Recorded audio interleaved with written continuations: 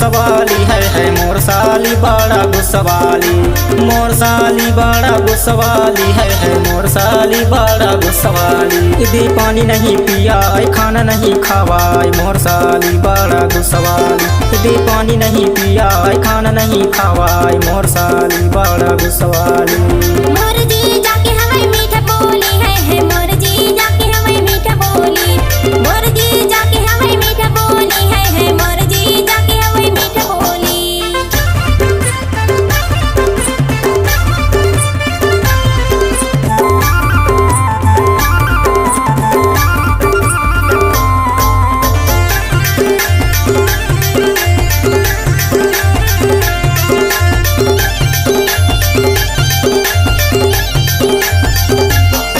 यदि बाटकी माँ भाजी गाठिया माँ पिछली साली तेज पिले काबर नहीं बोला से गुस्सवाली। यदि बाटकी माँ भाजी गाठिया माँ पिछली साली तेज पिले काबर नहीं बोला से गुस्सवाली। मोर साली बड़ा गुस्सवाली है मोर साली बड़ा गुस्सवाली।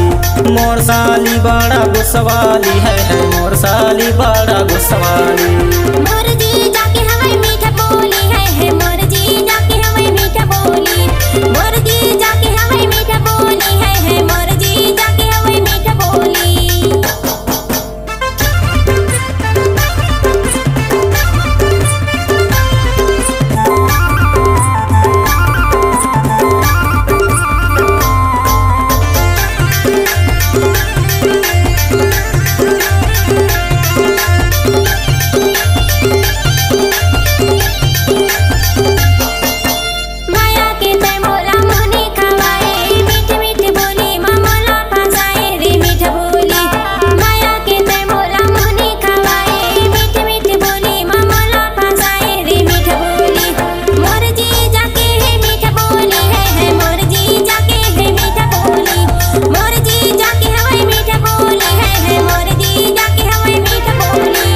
मोर साली बड़ा गुस्सवाली है मोर साली बड़ा गुस्सवाली।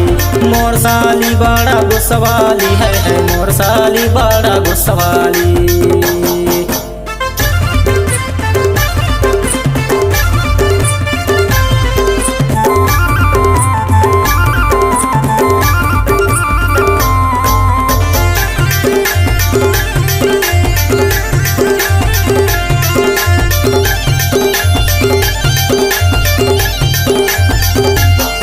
यदि ऐना ला देख देख सकल बनाए टूरन ला देख देख फैशन बनाए गुस्सवाली। यदि ऐना ला देख देख सकल बनाए टूरन ला देख देख फैशन बनाए गुस्सवाली।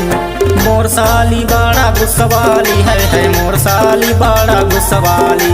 मोर साली बड़ा गुस्सवाली है मोर साली बड़ा गुस्सवाली। यदि पानी नहीं पिया खाना नहीं खावाई मोर साली बड़ा गुस्सवाली। यदि पानी नहीं पिया खाना नहीं खावाई मोर साली बड़ा गुस्सवाली। मोर जी जाके हमें मीठा बोली है मोर जी जाके हमें मीठा बोली। मोर जी जाके हमें मीठा बोली है मोर जी जाके हमें मीठा बोली। मोर साली बड़ा गुस्सवाली।